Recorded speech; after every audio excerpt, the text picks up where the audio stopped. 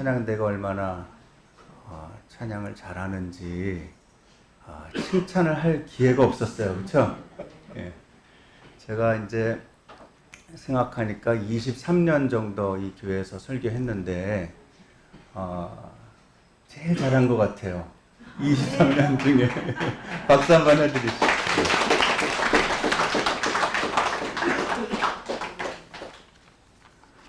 오늘은 사소한 일의 무게라는 제아의 말씀을 함께 나누고자 합니다. 2024년에 우리 인류 문학계에 또 전체 어떤 소설에서 가장 올해의 책이다. 2024를 대표할 수 있는 소설 중에 하나가 어떤 책이냐면 바로 이 책인데요. 이처럼 사소한 것들, 이게 미국에서 쓴 책이라 영어로 보면 Small Things Like This. 이 책이 2024년도에 책을 읽는 사람들에게 가장 좋은 책이다, 좋은 소설이다, 그런 평을 받았던 책인데요. 저는 지난주에나 읽었습니다.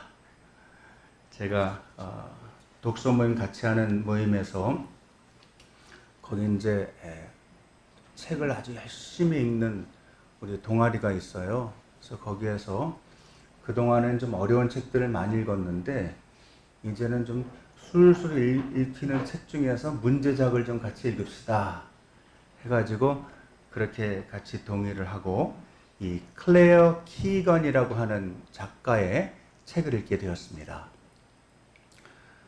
얘기는 생각보다 굉장히 어두운 그런 분위기를 반영하고 있어요. 그 영국의 UK 섬을 보면 이제 아일랜드라는 지역이 있거든요.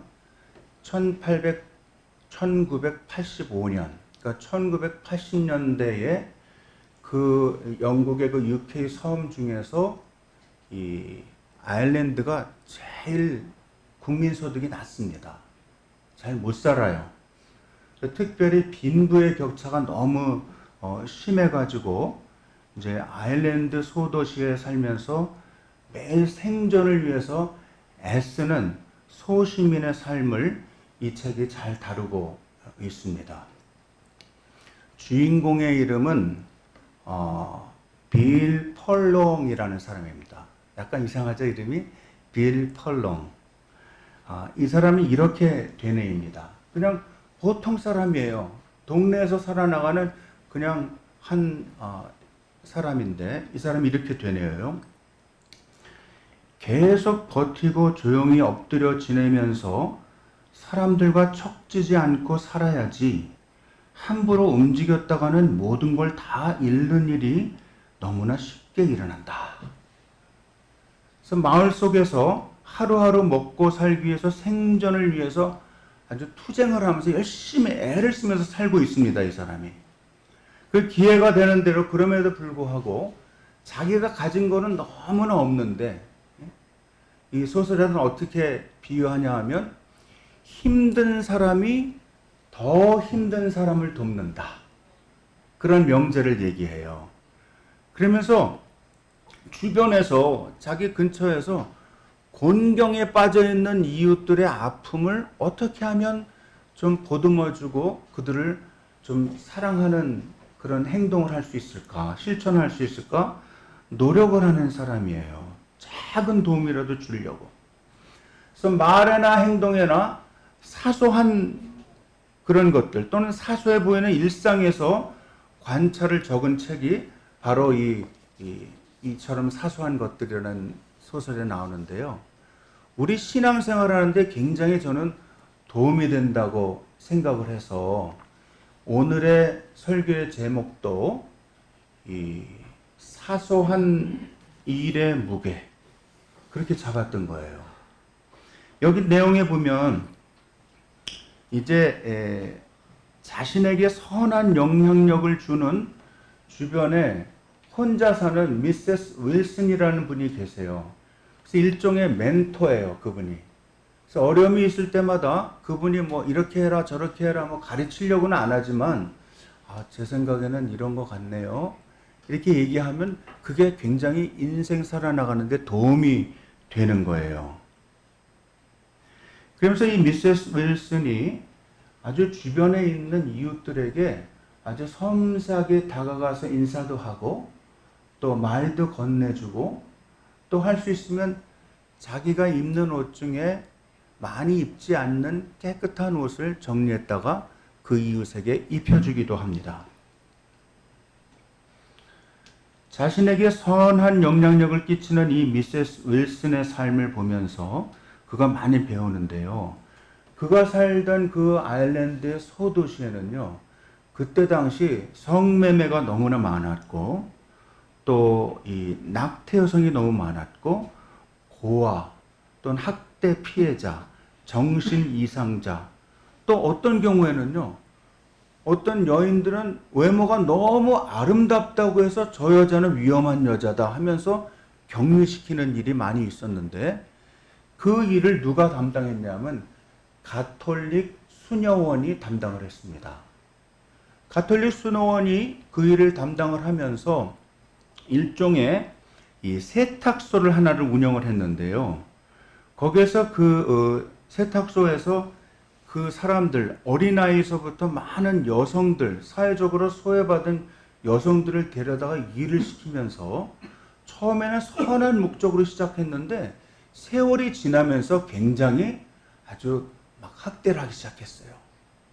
아이들을 막 학대하고 때리고 또 그냥 막 욕을 하고 어떤 때는 그들의 가지고 있는 것들을 갈취하기도 하고 그런 일들이 막 벌어져요.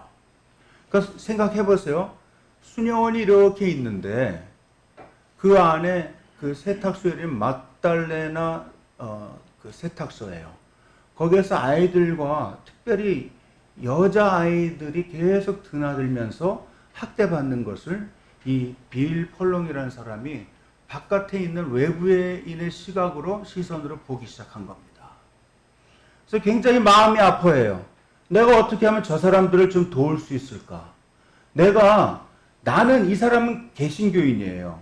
우리처럼 이 프로테스탄트 개신교를 다니는 이 사람인데 내가 어떻게 하면 저 수녀원 안에서 또 수녀원이 차린 그 막달레나 세탁소 안에서 벌어지는 이런 불의한 일들에 대하여 내가 무슨 뭐 법을 제정한다든지 무슨 뭐 그들을 잡아서 뭐 감옥에 쳐넣는다든지 그런 권력은 하나도 없는 사람이에요. 그냥 소시민이기 때문에. 근데 그 안에서 아이들을 만나면서 또 자기가 일을 하다가 이렇게 어려움에 처해 있는 그런 여인들을 보면서 내가 어떻게 도와야 되지? 그런 생각으로 고민을 하고 있었던 겁니다. 그리고 늘 거의 수십 년 동안을 마음으로만 도와야지라고 생각해요. 여러분들도 그런 일 많이 있지 않아요? 주변에 어려운 사람도 있고 또 고민하는 사람도 있고 막 착취당하는 사람도 있고 사회적인 약자들이 있는데 그냥 우리는 보면서 아유 불쌍해.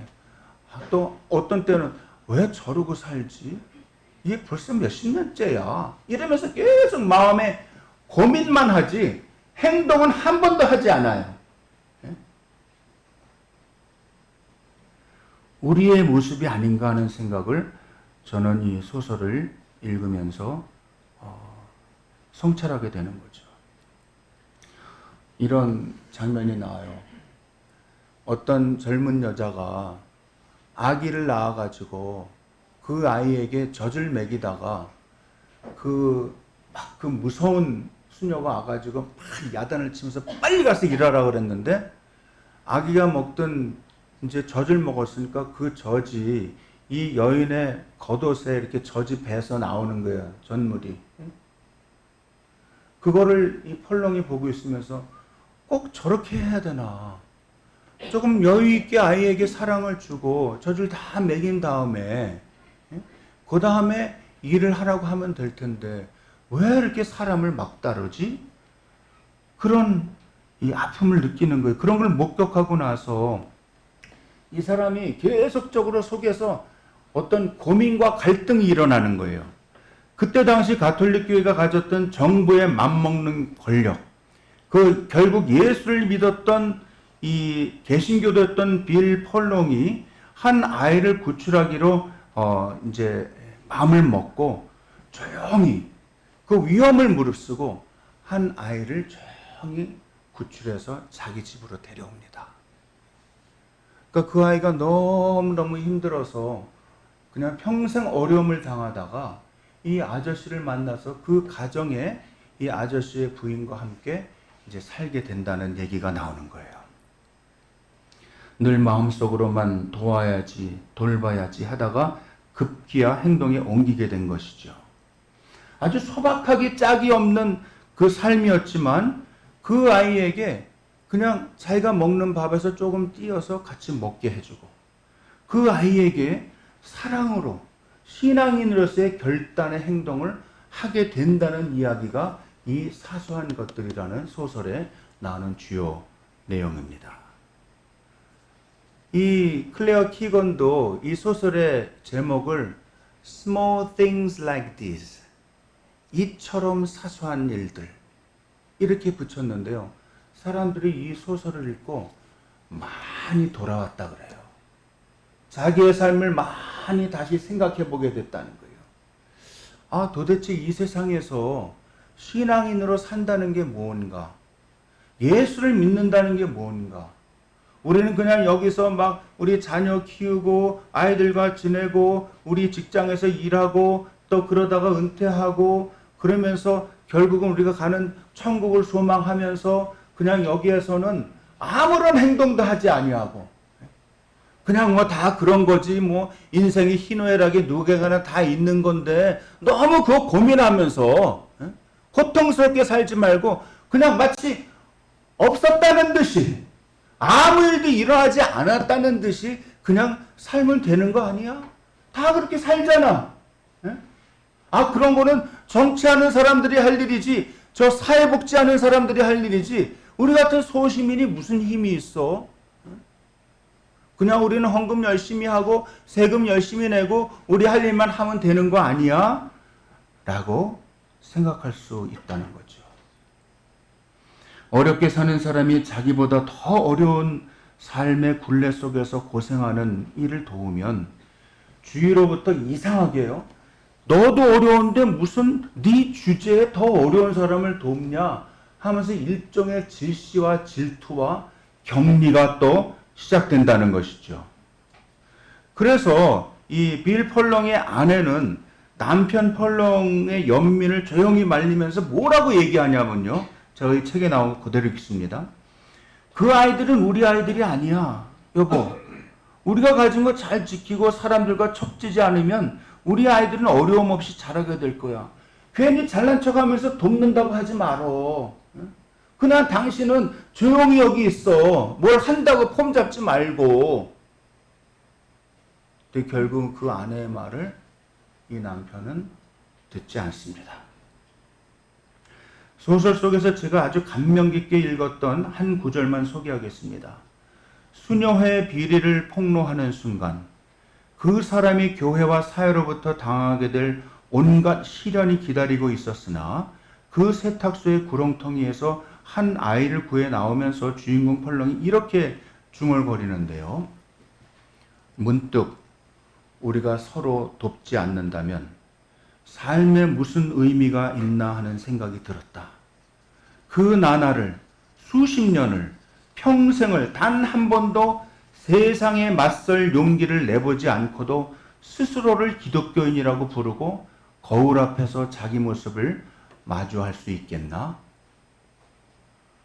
만일 인간이 하지 않은 일, 그것이 사소한 일이라고 할지라도 할 수 있었는데도 하지 않은 일을 두고 인생을 우리가 마친다면 그보다 그 인생에 더 큰 오류가 어디 있겠는가 하고 소설을 읽으면서 생각했습니다.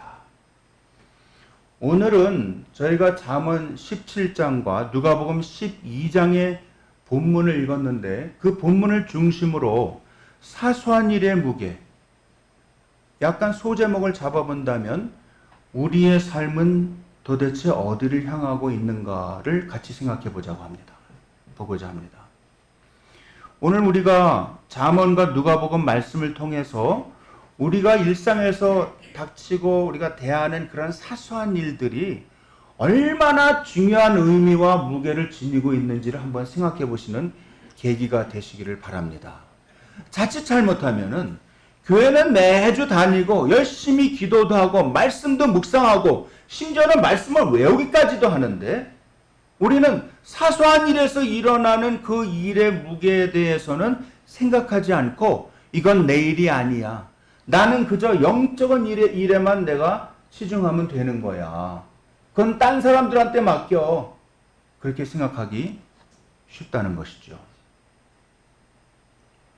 오늘의 설교 제목은 우리가 대수롭지 않게 여기는 작은 것들이 실제로는 우리의 삶과 영혼에 지대한 영향을 미칠 수 있음을 상기시켜 줍니다.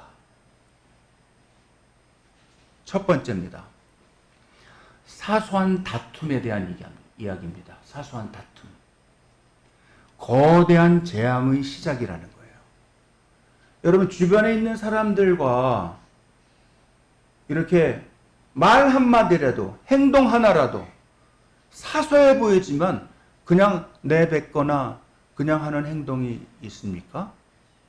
그건 성경은 어떻게 비유하고 있냐 하면 마치 큰 댐이 이제 조금 금이 나기 시작해서 거기서 영어로 표현하면 리킹 하는 거예요. 리킹.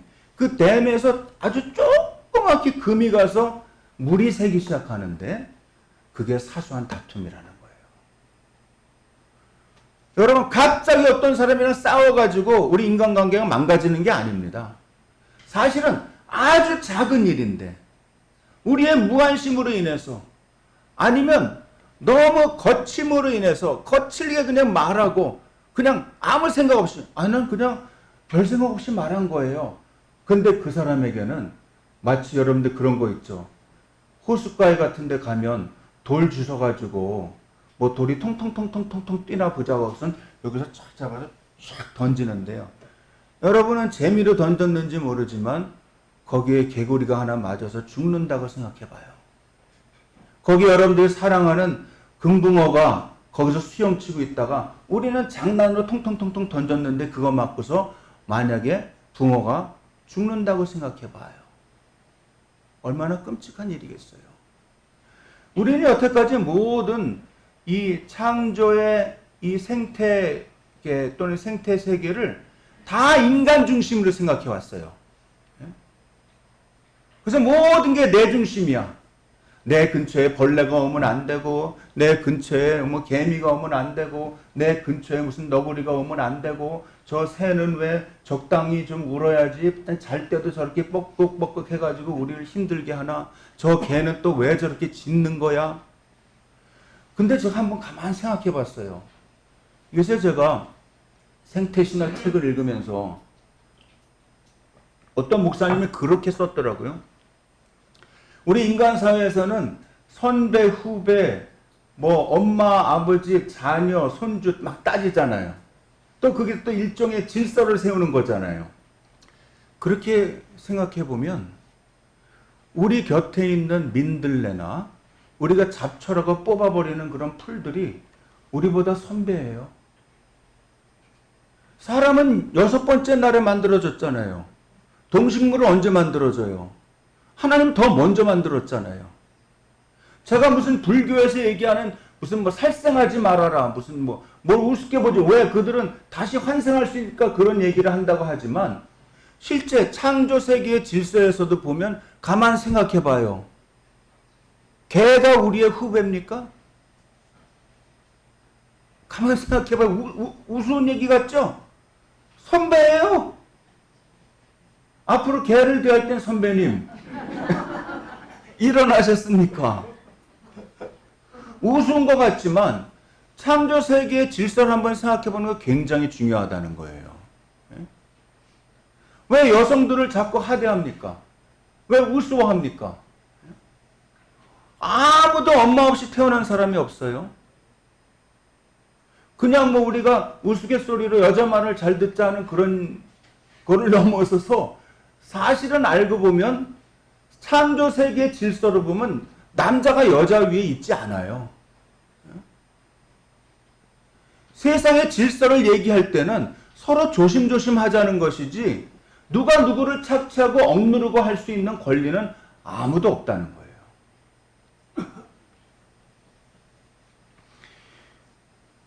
마치 뚝에 생긴 작은 균열 하나가 거대한 뚝을 무너뜨릴 수 있듯이 우리 삶 속의 사소한 다툼은 큰 싸움과 갈등으로 번질 수 있습니다.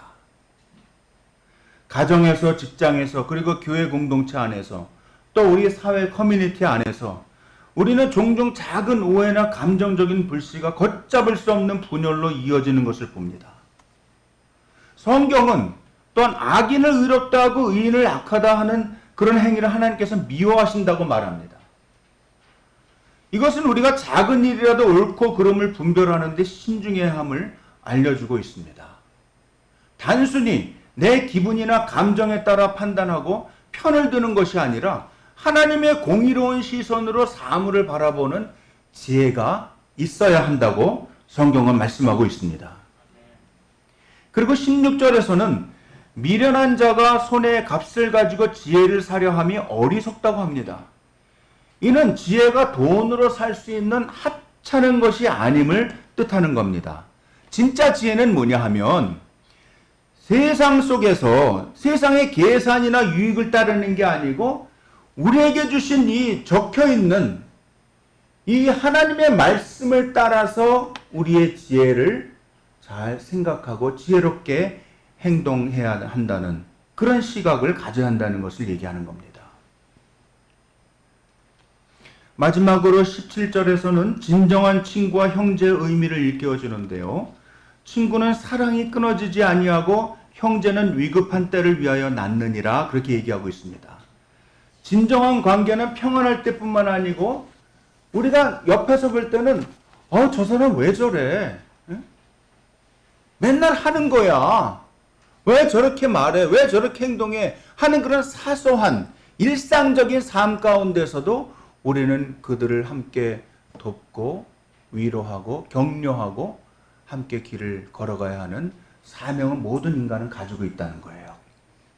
사랑하는 성도 여러분, 혹시 여러분의 삶에 작은 물줄기처럼 삶의 뚝에 금이 생겨서 조금씩 새어나고 있는 다툼의 씨앗이 없습니까? 한번 가만히 생각해 보세요.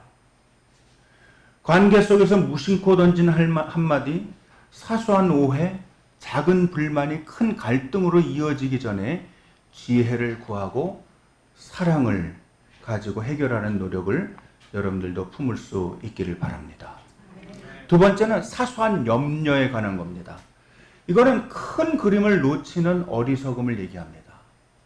우리가 너무 작은 곳에 작은 일에 너무 신경을 쓰다 보면 전체 큰 픽처를 잃어버린다는 얘기예요. 이어서 봉독했던 누가복음의 말씀은 한 부자의 비유를 통해서 우리에게 중요한 교훈을 주고 있는데요. 이 부자는 자기 밭에 소출이 풍성하자 자기 영혼에게, 이 사람 분명히 자기 영혼과 대화할 수 있는 정도니까 굉장히 예민한 사람이고 아주 멍청한 사람은 아니에요. 자기 영혼에게 뭐라고 얘기하냐 하면 여러 해 쓸 물건을 많이 쌓아두었으니 평안히 쉬고 먹고 마시고 즐거워하자 그렇게 얘기합니다. 그는 자신의 삶이 물질적인 풍요로움으로 안전하다고 착각했어요. 여러분 은행에 돈 많이 쌓아놓고 또는 펀드 많이 가지고 있고 집도 몇 개 있고 그러면 뭐 좀 든든하긴 하겠지요. 그러나 오늘 밤에 네 영혼을 내가 찾는다고 하면 그게 누구 것이 되겠느냐 생각해 보라고 주님은 비유로 말씀하십니다. 그런 사람을 하나님은 어리석은 자요 그렇게 부릅니다. 어리석은 자요. 이 부자의 문제는 무엇이었습니까? 부자 자체가 나쁜 건 아니에요. 부자도 아무나 되는 게 아니에요. 돈 관리를 잘 해야 되죠. 또 작은 돈서부터 잘 아껴야 되는 것이죠. 또 그리고 꼭 진짜 부자는 꼭 써야 될 때는 쓰는 게 부자지요. 이 부자의 문제는 미래를 준비한다는 명목으로 물질과 우리 자신이 얻게 될 재리에만 온전히 집중했다는 것이 문제입니다. 그의 관심은 오로지 무엇을 먹을까, 무엇을 마실까, 어떻게 즐길까와 같은 사소하고 일시적인 육체의 필요에만 머물러 있었습니다. 그게 중요하기는 해요. 뭐 먹는 게 얼마나 중요해요. 점심 때는 뭐 먹을까? 저녁 때는 뭐 먹을까? 장을 가서는 뭘 볼까? 굉장히 중요하고 사소해 보이지만 중요한 일입니다. 그러나 그가 무시했던 건 뭐냐 하면 정작 중요한 영혼의 문제를 간과하고 하나님께 대하여 부여하지 못했던 것입니다. 물질은 많이 쌓아놨는데 자기의 영혼은 너무나 가난한 거예요. 물질을 중요시 여겨서 돈을 아껴서 잘 저장해 놓는 거 굉장히 중요합니다. 또 그래야 미래가 있지요. 그래야 또 우리를 찾아오는 친구들에게도 밥도 사주고, 또 우리 손주들에게는 용돈도 주고 그럴 거 아니에요. 너무 아무것도 없어봐야 할 수가 없는 거예요. 근데 그것처럼 영혼도 잘 관리를 해야 된다는 거예요.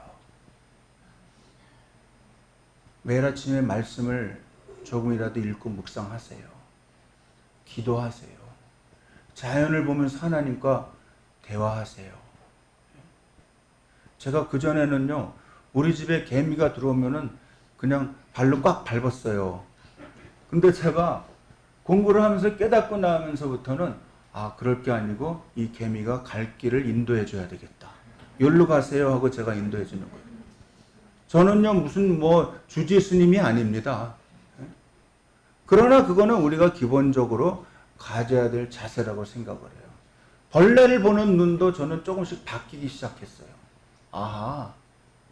이 벌레도 우리 선배인데 잘 대접해야 되겠다.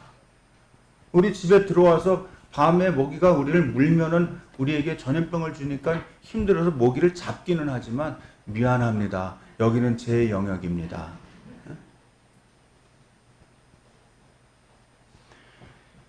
예수님은 당신을 따르는 제자들에게 이렇게 말씀하십니다. 너희 목숨을 위하여 무엇을 먹을까, 몸을 위하여 무엇을 입을까 염려하지 말라. 그리고 까마귀와 들의 백합화를 예로 들면서 하나님께서 하찮은 새와 꽃도 먹이시고 입히시는데 하물며 너희를 돌보지 않으시겠느냐? 그렇게 반문하십니다. 주목할 말씀은 26절입니다. 누가복음 12장 26절 말씀인데요. 이렇게 써 있어요. 그런즉 가장 작은 일도 하지 못하면서 어찌 다른 일을 염려하느냐.